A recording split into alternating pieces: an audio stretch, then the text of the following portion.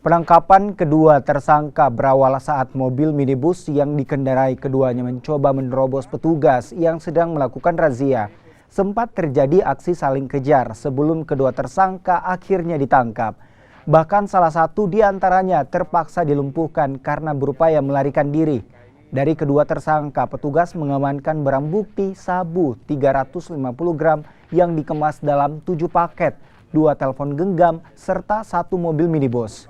Tersangka SN merupakan residivis dalam kasus yang sama dan masih menjalani proses asimilasi di Rutan Kabupaten Mamasa. Diduga tersangka kerap melakukan transaksi lintas provinsi dari Sulawesi Selatan kemudian ke Sulawesi Barat.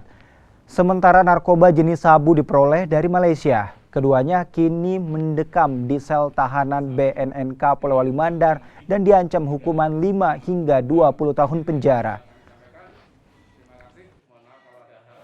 Setelah dilakukan pencegatan dan penghadangan, betul dilakukan pemeriksaan secara mendalam di kendaraan di bawah jok depan samping pengemudi itu ditemukan pakaian yang di dalamnya ternyata disembunyikan 2 paket atau 2 bal sabu.